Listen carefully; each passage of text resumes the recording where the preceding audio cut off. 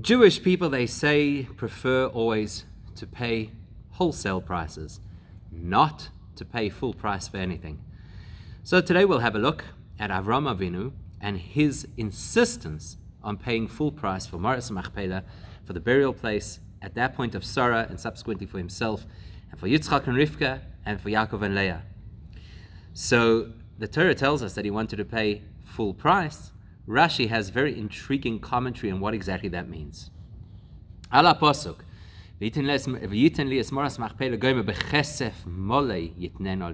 commenting on the pasuk that says, it's Avraham speaking to the family of Ephraim and saying, or Ephraim the family of Chayei, and he says, I want you to give me the Maras Machpela and I'll pay you kesef mole, which sounds like full price. Pirish Rashi, so Rashi explains it as follows. Bechesef mole ashalem, I will pay, that's the word he adds, I will pay full price. Kol shavyeha, its entire value. So that, in other words, is telling us what he means, kesef mole, is I'll pay the full value of what it's worth. And then he brings a proof, V'chein David Omar la Ravno b'chesef mole. And likewise, when David HaMelech purchased the site of what would in the future be the Beis HaMikdash from a fellow called Aravno, so he also said, in Divrei Hayomim, the expression is that he says, kesef mole, I'll pay full price.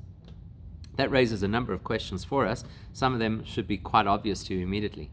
First question, Ma madgish Rashi b'pirushay b'chesef mole kol shavyeha d'chayir arezeh muvanei ha'pasuk b'kasev. What has Rashi added when you read the pasuk and you saw the words kesef mole, which sounds like full money or full price? So what's Rashi adding to that by saying kol shavyeha, it's full value? Well, isn't that what kesef mole, full price, means? Obviously, full price means the full value. Question 2. Now it would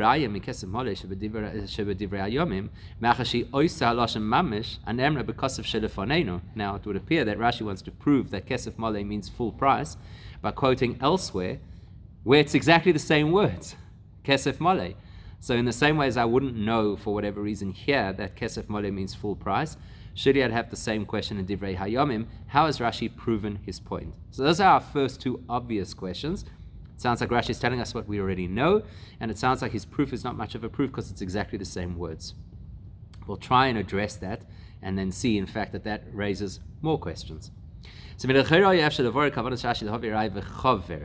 answer is not to tell us that Rashi wants to bring proof, but he wants to bring chaver. In other words, show us that the expression is used elsewhere in Tanakh. It's quite a common way of explaining things. When we say it has chaver b'mikra, this word or this phrase is used elsewhere in Tanakh, and therefore we can see that it's an acceptable way to speak. And that would imply the koshelei aloshem mole b'shaychus lekesef. That would imply, if that's what Rashi is trying to do, to show us that this expression is an acceptable expression in Tanakh, then that would imply that his question had been, since when do you talk about money being full?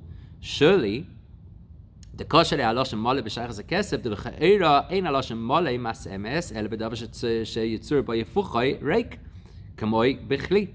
Because usually the word mole, full, would be contrasted against the word empty. So you could say that a vessel is either empty or full. Vatamale kado, like for example with Rivka when she filled her pitcher with water to serve Eliezer, or vahaboireik when we say that the pit that Yosef was thrown into by his brothers was empty. That's where you use the expressions full or empty. But if you're talking about money, habitay chaser sholem oirav me'at v'chadoime v'lo yaloshem mole. Usually the words that you would use with regards to money you would say either full or not full, or complete or incomplete, or you would say a lot or a little. You don't usually say full money or empty money. It's not a usual expression. So perhaps that's what Rashi wanted to resolve for us. And therefore Rashi would say, oh look, but I found that this expression is used elsewhere in Divrei Hayomim. David, where David was making this deal with Aravna to buy what was later going to be the Beis HaMikdash.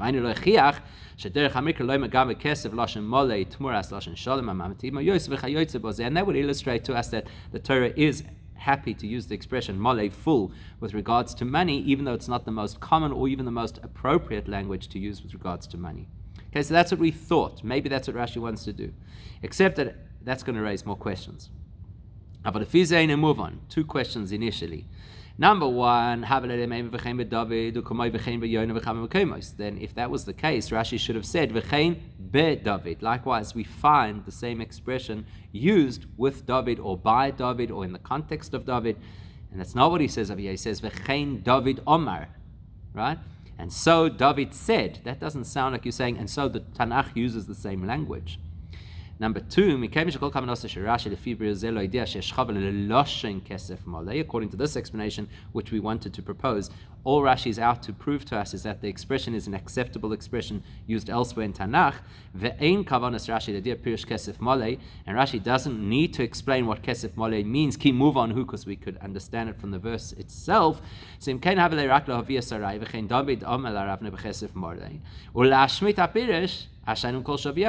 then Rashi could have just said, oh, look, it exists in Divrei Hayomim with David HaMelech. Now we make a parallel, acceptable language because it's used elsewhere. Why does Rashi give what seems to be an explanation that Ashalem Kol Shav Yeho, that it means I will pay the full amount? So our suggestion that what Rashi wanted to address over here is that the language doesn't seem right and he's going to prove that it's acceptable is not a good enough explanation, which takes us back to the understanding then that Rashi is explaining what Kesef Mole means. And then that's going to raise our original question. Why do you have to explain it, Bichlal? And how do you explain it? By just simply quoting the same words from elsewhere. In addition to which, we have two other questions. Two other questions about Rashi's interpretation. Well, it's actually question 3 now. If Rashi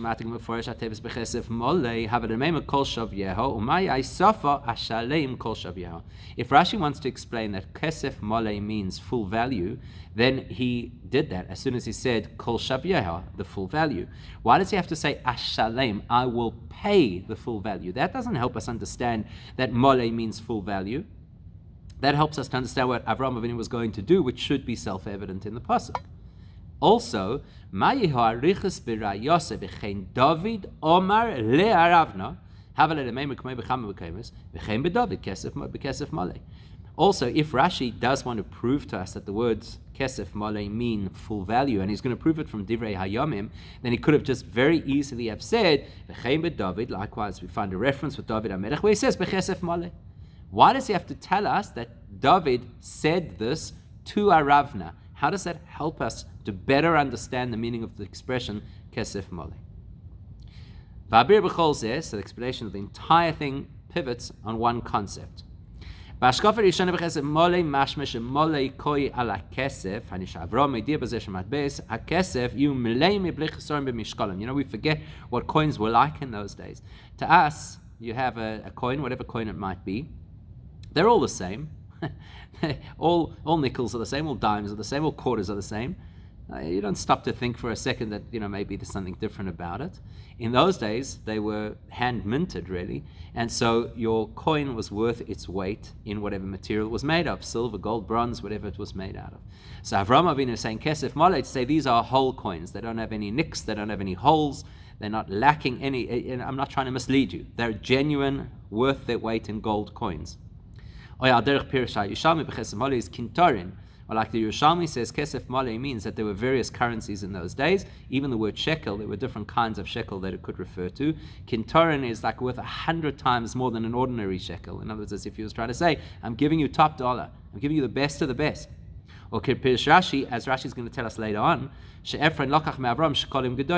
that later when eventually everything was tied up, Ephron, who initially had said he was going to be so accommodating, actually took the biggest, the best coins that he could possibly get from Avraham Avinu. So perhaps that's what Kesef Mole comes to tell us, that Avraham is saying, the coins I'm going to give you are really good quality coins. So Rashi wants to illustrate to us that that's not what the pasuk is saying. That the Kesef Mole is not a commentary on the quality of the coins. And that's why it says, Ashalem kol shav yeha, that I will pay the full value to teach us, that the word mole, full, with regards to money, is not to tell us full weight of the money, or full quantity of the money, or full shape of the money. Rather, it's saying full value of the property. It's not a commentary on the money, it's a commentary on the property, the object that he was buying. So therefore, Avraham Omar bechesef molei haina shalem kol shavia shel asade. In other words, when he said kesef molei, actually what Avraham Avinu meant to say is, I won't in any way pay less than what this field is worth, what this Cave of Machpela is worth. שהכסף הוא בסכום כזה שימלא אס מחירה, ישלם כל שביע של השדה. So in other words, what he's saying is, I'll give you all the money that is necessary to cover the full value of this particular piece of land.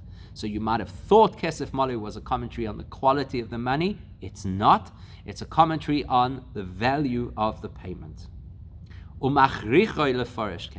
And there's a very good reason why Rashi has no alternative but to explain it this way. It's in the context. So once you look at the context of the story, you appreciate that this is the only way it could be explained. If you look at the flow of the story and the different psukim relating to the story itself, understood. When Avraham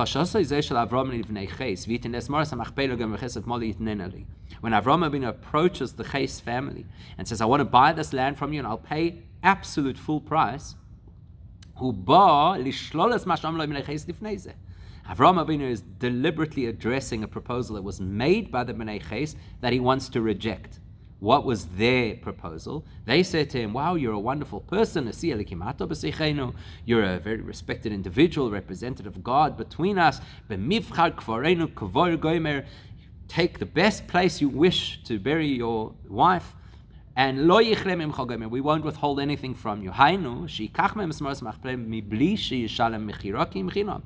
proposal to Avraham Avinu was like, it's a privilege for us to give you this piece of land. We're not going to charge you at all. And now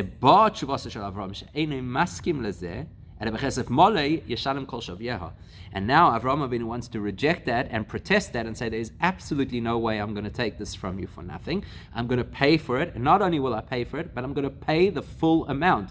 So that's the hechrich. That's what forces Rashi to say, that's obviously Avraham Avinu's response. In context of what they've just offered him, it wouldn't be an appropriate response to say, no, don't worry, the money I'm giving you is good quality money. They had proposed giving it to him as a freebie, and Avraham Avinu has to respond to that by saying, no, I will pay in full. Because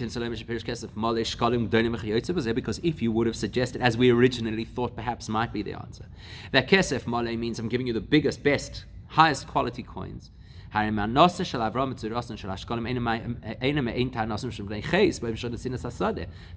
Avinu would not be responding to the comment that they had just made. They were talking about how they would transfer the field, and he's now talking about what quality of money he'd use to pay for it.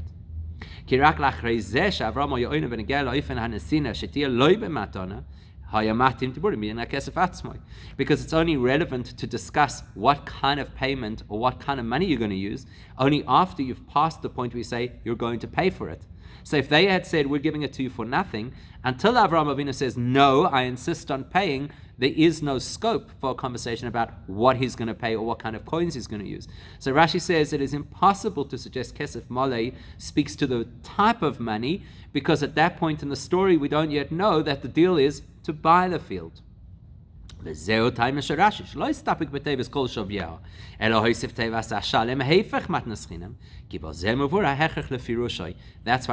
dafka inserted the word ashalem, I will pay, into his commentary, because without that insistence of I will pay, Rashi's entire interpretation of the Kesef Mole means full price doesn't necessarily come across so clearly.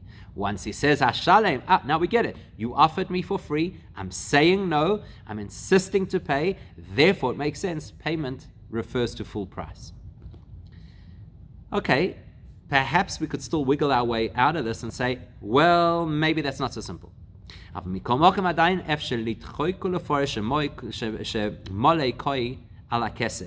could probably push the envelope a little bit and say, hang on, I still believe that it's possible that the word male refers to the quality of the money. Why? But you'll say, but that makes no sense. We've just illustrated. Then Avraham Avinu is not responding to what the Bnei Chayei just said. They said, we're giving it to you for free. And he's going to say, don't worry, the coins I have are good coins. So you can force the issue and say, Shahare ein bidvar of shlila meforeshes lematnas chinam sheitzu b'nei chayes mikom mokim litchok v'loymar shebezeh she'omar b'chesef mole she'item matbeya shleima sheshkolim gdolim nichlal b'derech memele siru v'olekachas es asada b'chirim kim she'ishalem ba'avura. So you'll argue, look, here's the Bnei Ches. They say to Avraham Avinu, we're going to give you this field for free because we respect you so much. And Avraham Avinu says, actually, I'm going to give you shkalim gedolim, or the best top quality money. So he's kind of skipped 2 steps, and he said, obviously, that's an insistence on my part to pay. Because if I'm already telling you how good a quality coin I'm going to give you, then that obviously means that I've rejected your proposal that it should be for free.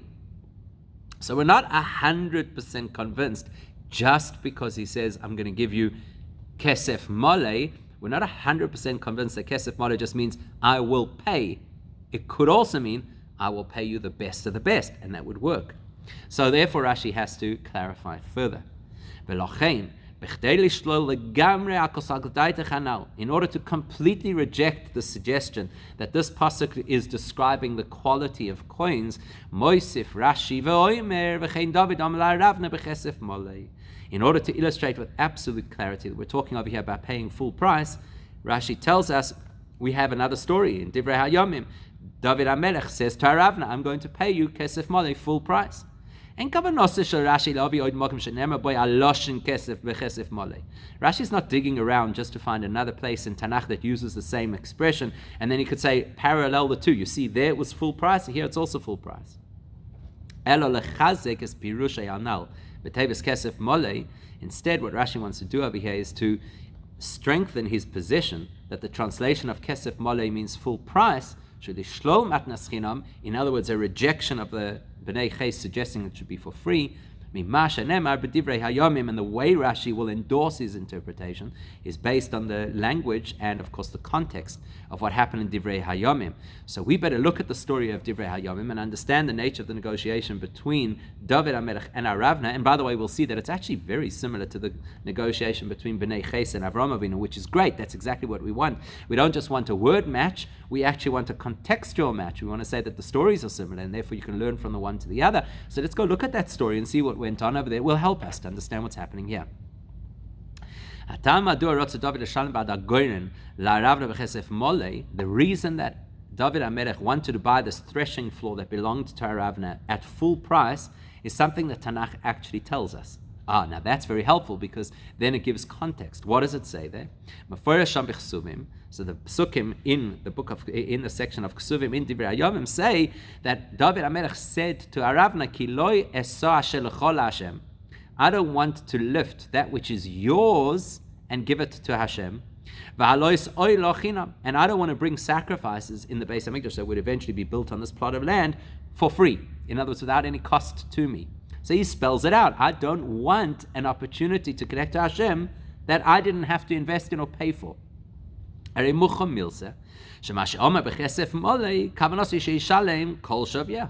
that context, then it's absolutely clear that David HaMelech was saying, I want to pay. There's a spiritual, philosophical reason why I want to pay. I want to own this piece of land. I don't want you to be the one who has this land that I'm just kind of using on your good graces to be able to connect to Hashem. In that case, it's very clear that bechesef mole means I want to pay you in full and I want to reject your suggestion of a freebie. Exactly what Rashi says Avraham Avinu is doing here. That's why Rashi specifically kind of added more to his description of the source in Divrei HaYomim and said, V'chein David Omar la'Aravna. He specifically emphasized that this is what David said to Aravna.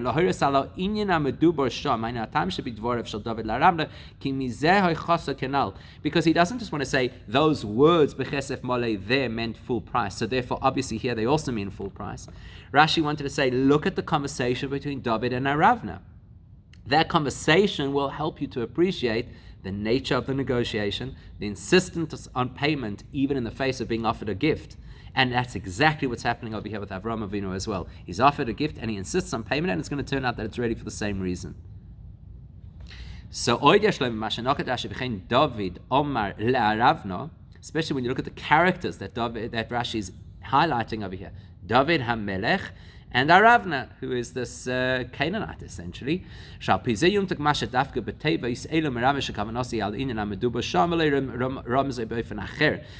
by highlighting the characters of the story, actually, that Rashi solidifies his perspective and his interpretation, and that you shouldn't think that it's explained in a different way, or that kesef mole maybe refers to the quality of the currency.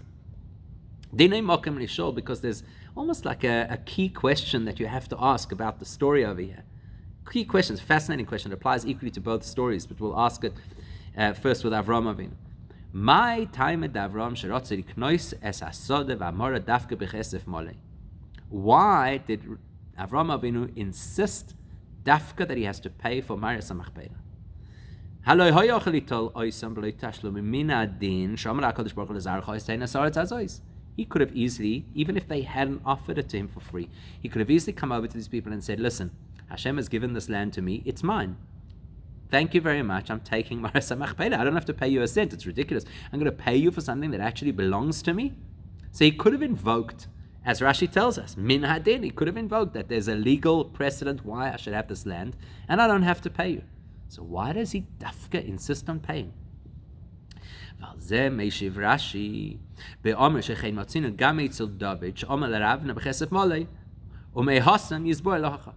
Rashi says, I know you have that question.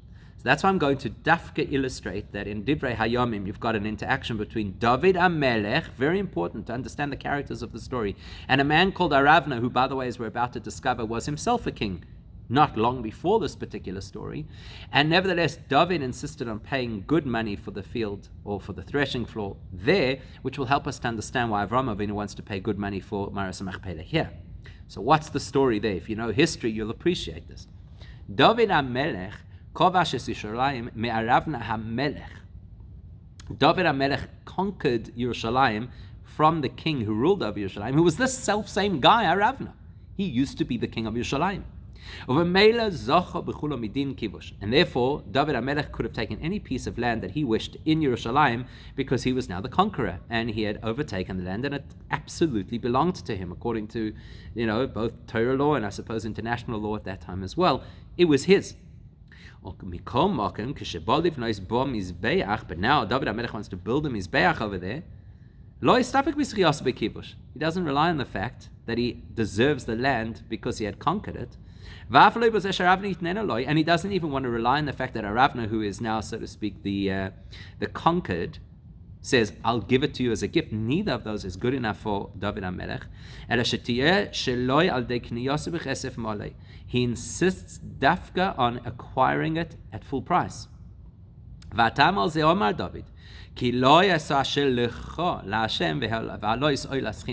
He says, I'll tell you what the issue I have is. I know that legally I could take this land and nobody could protest it. But I don't want your thing, your item, your piece of land to be incorporated into what I lift up and raise to Hashem.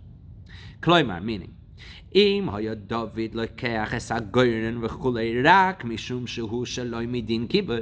let's say that David HaMelech would have said, I am now claiming this piece of land because I'm the conqueror and therefore I have the right to take it. That does not totally remove the connection between Aravna and this piece of land. In other words, people will say, oh, David HaMelech is now bringing a sacrifice on Aravna's threshing floor. That's the association that people would make. It's still his. It was just taken by rule of law. Void yoiser. Now, even if Aravna would give it to him as a gift, in which case he relinquishes that tenuous connection that he has with this piece of property, David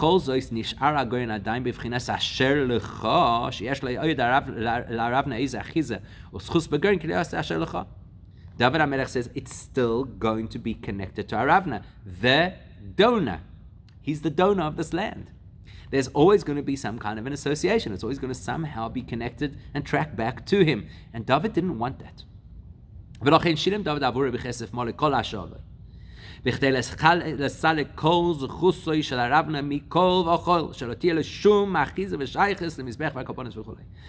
HaMelech says, I want to pay you off so that you're gone, so that you have no association, no recriminations, no claims, no yichus. Gone. You have nothing further to do with this piece of land. You are paid off. Goodbye. Because when he brings a korban, David HaMelech, he wants the korban to be pure, not in any way, shape, or form tethered to a king of the Canaanite nations. ועל דרך זה באברהם שלא ירצה שהמורה שבו יקבר שרה, ובו יהיה קבור גם הוא, שאר האובס והאימויס, תישאר באיזה שהיא שייכס לאפרון, באופן ששמוע עליו וכיוצא בזה. Avraham Avinu has exactly the same motivation. He's about to purchase a piece of land where he's going to bury Sarah. Later he himself would be buried. Then Yitzchak and Rivka and Yaakov and Leah. He doesn't want to have any even remote connection to Ephron. And that's the connection Rashi makes between the two stories. And that's why Dafka says, Ashalem, I will pay. And Dafka says, David Omar la Ravna, that David said this to Ravna, because that helps us to understand the nature of the conversation and the motivation of both of those great giants of people, that they wanted to ensure that something which is in the realm of holiness should be absolutely free of any historical connection to something that was unholy.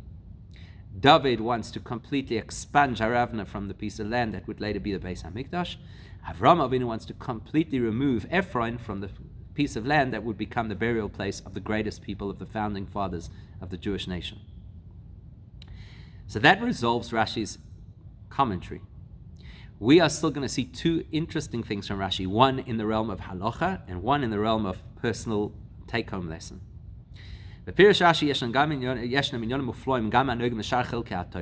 What's incredible about Rashi is that sometimes you find these extraordinary insights that apply to other areas of Torah beyond his commentary. In this particular instance, when you look at Rashi's commentary here, it resolves an halachic issue that may arise elsewhere. So what's the issue? We're talking over here about the purchase of land, so it will have an halachic implication on the laws of the purchase of fixed property. The Gemara uses as a source, a primary source for the fact that you can use money to buy a field, to buy fixed property, from a pasuk in Yirmiyahu that says you will buy fields with money.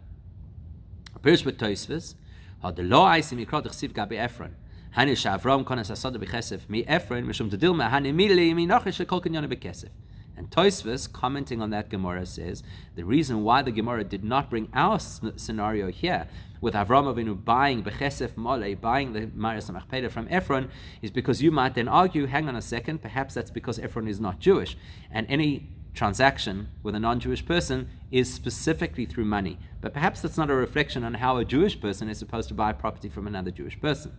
So Tosfos feels that there's kind of a disconnect between between Avraham Avinu's purchase of the Maris Machpela and the generalized law of how you go about buying fixed property.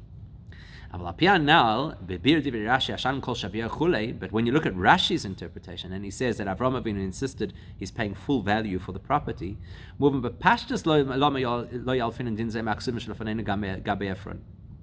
then you don't need Tosfos to comment on the Gemara and why the Gemara says you can't learn the concept of purchasing land using money from the story of Ephron, because actually now it's self-evident once you look at Rashi's perspective.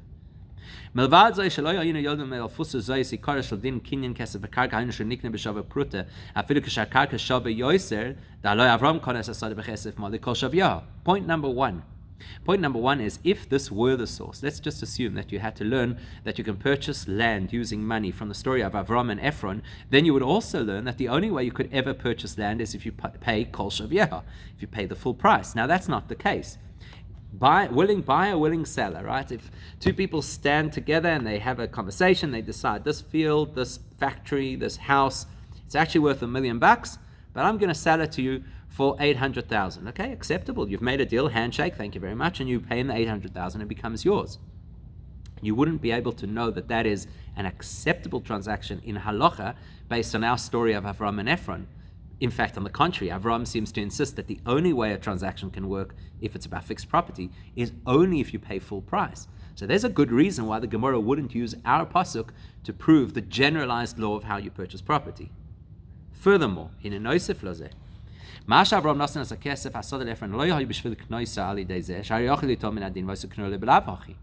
Avraham Avinu is also in a unique position where, as we've already illustrated, he could theoretically have just taken Maris Machpela from Ephron, and Ephron could do nothing about it because legally it was already his land. Hashem had given it to him.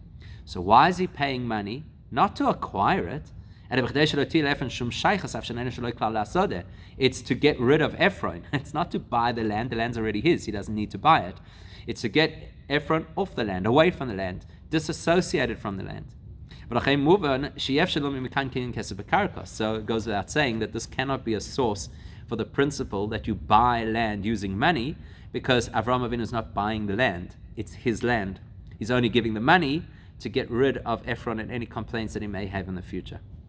So isn't that fascinating that you've got a Rashi that doesn't seem to have any halachic impact, but once you look into it, you realize it's got a very strong halachic position that helps us to understand why the Gemara, when it eventually teaches us the principle that you can buy land with cash, does not use this story as its base. And lastly, what's the take-home lesson for us? Quite an important take-home lesson that applies to many areas of Judaism.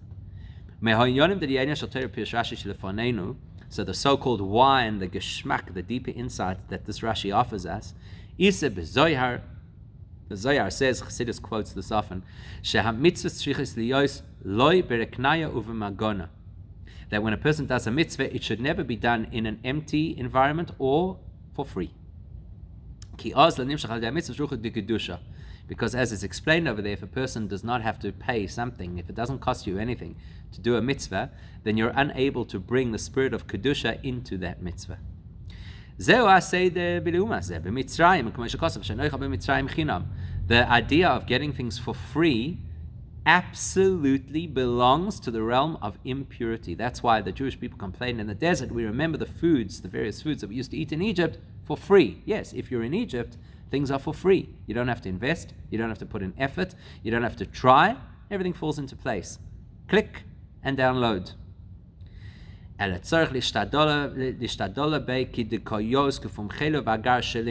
the approach of holiness is that you have to invest effort. And you have to put in money and full price, actually. You've got to give the best of what you've got, whether that's your resources, your mind, your time, your energy, and your money, in order to get what holiness has to offer. That's why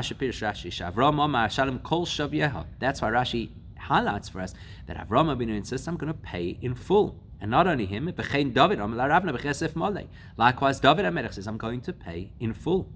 And he says, well, look, in Divrei Hayomim, the pasuk is clear where it says, I don't want to bring a sacrifice to Hashem that is a free sacrifice. I don't want that. It's not the correct approach. Rather, this is the way Avraham Avinu actually lived his whole life, not only about the Cave of Machpela, but all the good things that he did, and the Gemilas Chasadim, the kindness and the generosity and hospitality that he showed. Everything was top dollar. Everything was absolute investment. And that teaches us a lesson in what it means to be Jewish. That is a direct lesson for us. Every single one of us, through serving Hashem, doing mitzvahs, learning Torah, engaging the world, our job is to take our piece of the world and elevate it to Kedusha, to holiness. That in our environment, we should control our environment, not the other way around, like the Hayom Yom says. We should not be influenced by our environment. We should create our environment. We become the balabos. We determine the reality of the physical space in which we live. And that means that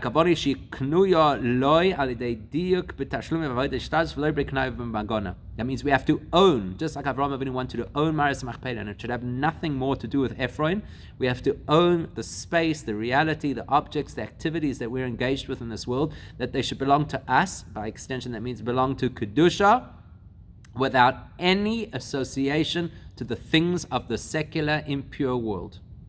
A person shouldn't say to himself, wow,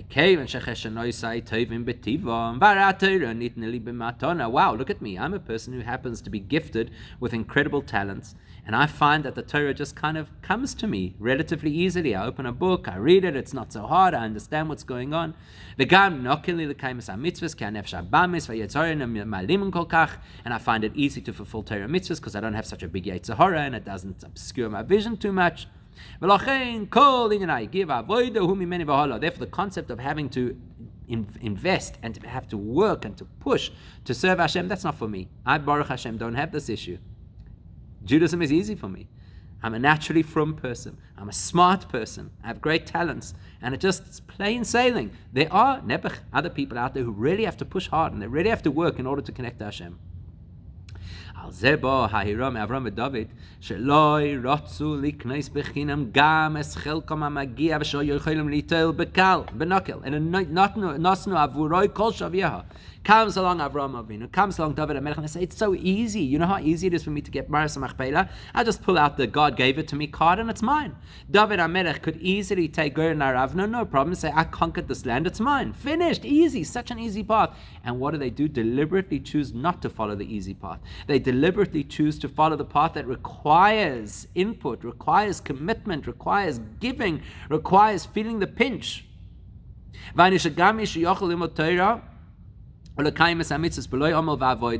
Thereby, Avraham Avinu and David HaMelech teach us that even if you're a person who finds it quite easy to learn Torah and quite easy to engage with mitzvahs,